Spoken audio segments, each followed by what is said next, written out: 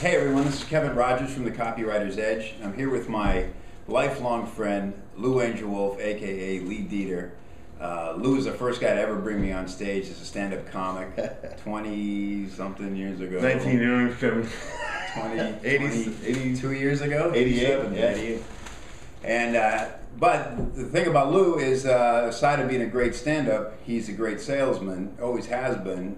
Grew up, his family's in the car business, and so he's been a hustler since growing up in upstate New York. So I wanted to quickly get Lou on tape here and share, and he does face-to-face sales now. You're selling two different things. Yeah, I sell hurricane impact windows and manufacturer's labels. High impact windows, that's a face-to-face. Yeah, it's an in-home, full pitch, customized sale. Okay, cool. So what I want to, you're a great closer. So you've closed me on too many things in life. This the guy who got me to move to Claremont, Florida. Which was a great move, by the way. It was needed, but that's a closer. So over Chicago, that's pretty good. So when you're there in the living room, okay, you've done the sit, and you know your prospect is probably good for the money. That you need to get them. You don't want to leave this sit without a sale. Right. So what is like the best closing tactic that you use in those situations to get them to put ink on paper? I think the biggest fear most salesmen have is that they're afraid to leave their own comfort zone and they forget to be salesmen.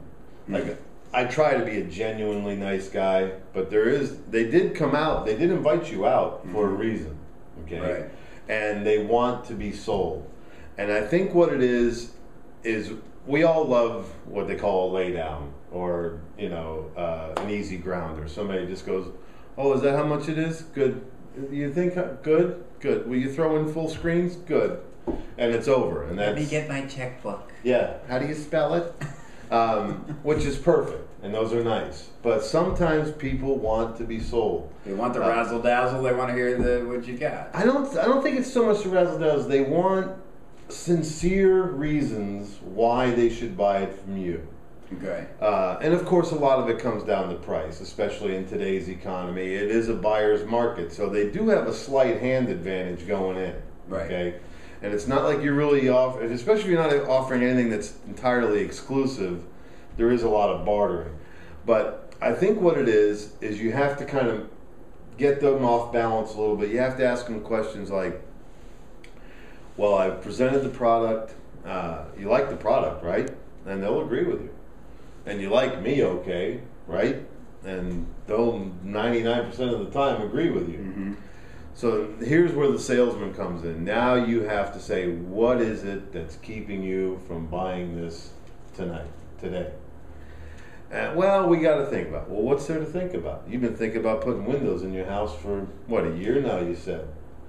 Yeah. I said, well, do you need, how much longer than a year would you need? You know you need them. I've explained every benefit. So really what it does is it gets down to a point where you have to open up that Pandora's box, which is most generally price. And price negotiations, and you don't have to necessarily have the best price. You just have to, something has to hit with a price. The value has to exceed the money that they have in their checking account. Right.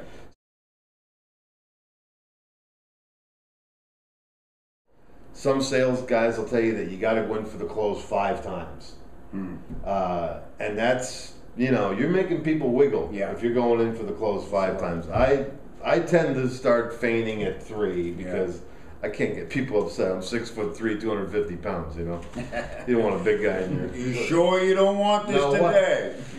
Do you realize how sad my children are going to be if I don't bring home a sale tonight? You want my kids? You want my kids to walk around with ugly sneakers? You made a good point. Because, so the distinction is when you say they want to be sold, not by a carnival barker. They want to be convinced that they can trust you, they can trust the product, and they want you to, put it to rest all their objections. Exactly. Whether they came up during your pitch or whether they're preconceived before you got there. So it's your job when you first get there to uncover the objections. Sure. And you already pointed out sort of that you're gaining valuable information in a conversational way when you first get there. How long have you been thinking about getting windows?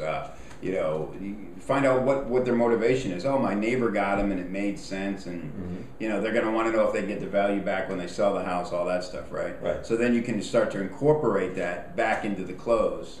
Exactly. You said it yourself, John, you're going to make your money back on these in energy, and plus when you sell the house, it's exactly. TV. Eye contact is really important, and don't break eye contact. When you go into a fact or when you go into figures, don't break eye contact because it's natural for you to look away. But stay in eye contact with the customer, therefore proving your sincerity. That TV show, Lie to Me, where they chuckle every little ink and winkle that people do. Right. The show's pretty popular, and people want to know more about the human. It's a interrogation, basically. Right. Sales is an interrogation. I've got something to sell. You want to buy something. Through the interrogation process, maybe we can get together. Right. There comes a point too in every negotiation where the next guy to speak loses. You put it all out there. You go, Mr. and Mrs. Baker, I've shown you the energy efficiency. I've shown you the protection for your home. I've shown you the value. Here's the best price I can do tonight. Sign right there. I'll have these windows in for you in 4 to 6 weeks. Leave the pen right where they're supposed to sign and sit there and shut up. And the next guy to speak loses. If you do have to leave without ink on paper, follow-up is the most important. You've got to call back the next day. You've got to leave messages. You've got to show them that you're as interested the next day as you were that morning. Yeah, that's a great point. Yeah, and just staying in touch. I'm telling you, just even innocent little emails. Hey, it was great seeing you. Here's a picture of a dog. It looks like yours. It looks like yours. Right. Exactly.